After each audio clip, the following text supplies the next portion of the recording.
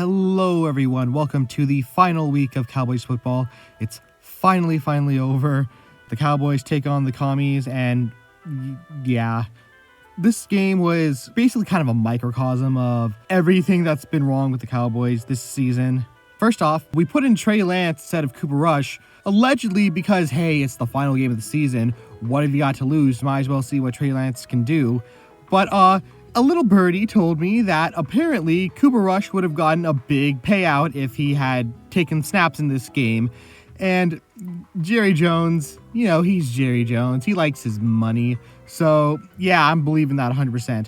But, yeah, Trey Lance was in this game, and, he did better than his last couple of performances. Granted, literally anything's better than every single drive ends in a turnover. So, yeah, he did a little better, but it was still, the same thing that's been happening the entire season happened in this game. This game was just, like I said, everything that was wrong with the season. The offense couldn't offense. They weren't getting anything done. They weren't getting points. And the defense held out actually pretty okay for like the first half. And then by the second half, they were... The thing is, normally I say that, hey, by the second half, the defense is so tired because the offense is always getting off the field quickly, so they get tired real quickly because the offense isn't there to give them a break. But honestly, the offense, they didn't score a lot of points. They didn't score that much, but they were on the field for a long time, and the defense still collapsed in the second half. And that started making me thinking, hey, am I wrong about this? Is our defense not actually that good and just happens to be getting tired in the second half because the offense doing nothing? Or is our defense actually bad? Like, is it actually really bad? I don't know. This game certainly makes the argument for them just being bad, but either way, the defense, didn't do so hot in the second half. And while we were in the lead up until like the last moments of the game, at the end of it, Washington did win that. And it doesn't really matter too much because we were out of the playoffs for like 2 weeks now. And all this did was just get us a little higher draft position and also Washington securing that 6th seed. So yeah, just another bad game for the Cowboys, but it's over. And now we have the rest of the offseason to kind of contemplate what we do next year. So it's a bit weird with the McCarthy situation because it seems like, hey, Jerry doesn't care either way. Hey, he could go or he could stay. But like, I got a feeling that he's still going to keep him because Mike McCarthy is exactly kind of coach that Jerry wants. Someone who just listens to whatever he says and is kind of sucks up to him and all that stuff. But even if he does let him go, I'm not even sure that that's going to fix the problem here. Don't get me wrong. Coaching is a really bad problem with the Cowboys this year. It really is.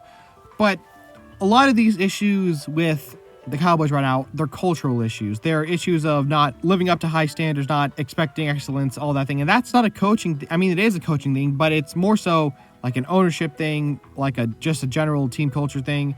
And that's on Jerry. And Jerry's going nowhere.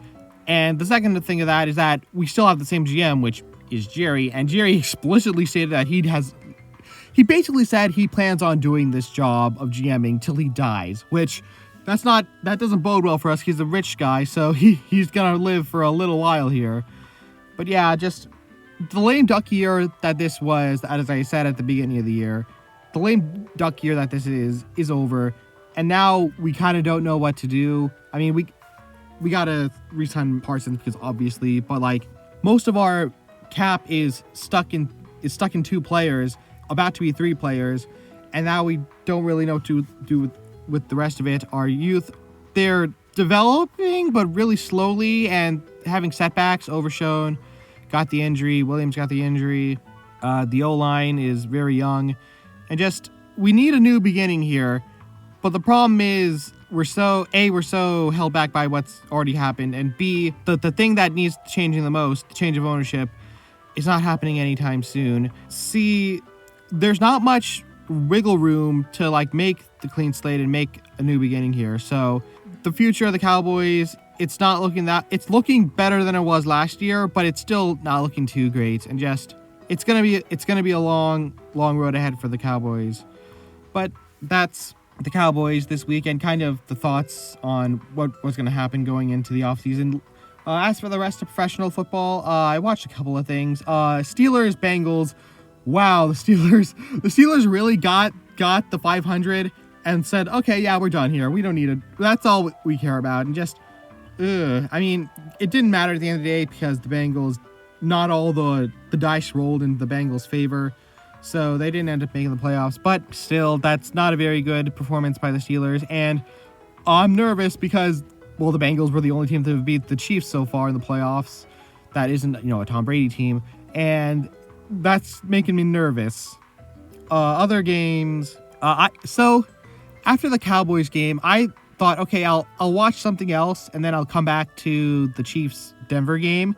And so I did that, and then I came back, but CBS was playing the Chargers-Raiders game. Like, oh no, that only happens if it's a blowout. The Chiefs, did they blow out the Broncos with their backups? And so I switch over to whatever website I was to find the scores. No, it was the other way around. Broncos were blowing out the Chiefs, which I guess makes sense. Chiefs were playing their backups, and the Broncos were playing with everything to lose at that point, while the Chiefs kind of already locked up they locked up the first seed. So, that combination of the Broncos needing to win this game and the Chiefs, it doesn't mattering, and they're putting in the backups. Yeah, obviously the Broncos blew that out, and the Broncos are the 7th seed. So, yeah, a lot of chips went into Bengals' favor, but that one big one, the one where the Broncos lose, did not happen. And so it's the Broncos in the 7th seed, not the Bengals. Next up, Vikings-Lions. I was really excited for this game because, it's two 14-2 teams. That hasn't happened before. And they're fighting for the 1 seed, and the loser has to be on the road for the rest of the playoff. That was a big, high-stakes game.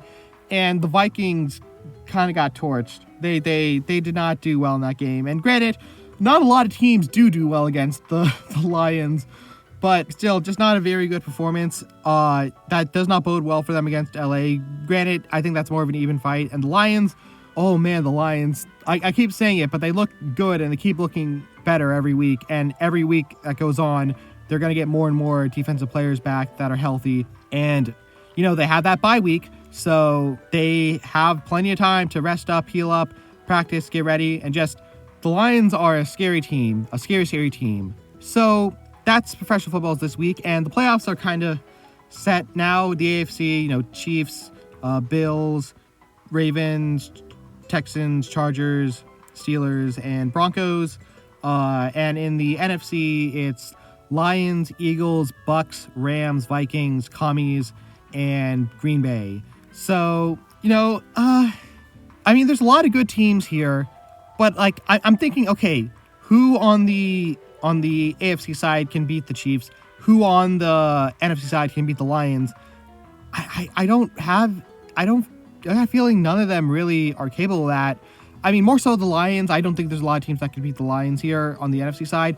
The Chiefs, the thing is, there's a lot of good teams, but none of them have been able to beat the Chiefs in the regular season. And the ones that did beat them, the Broncos are playing against their backup team. And the Bills, they don't have a good history against the Chiefs. So just there's nothing really.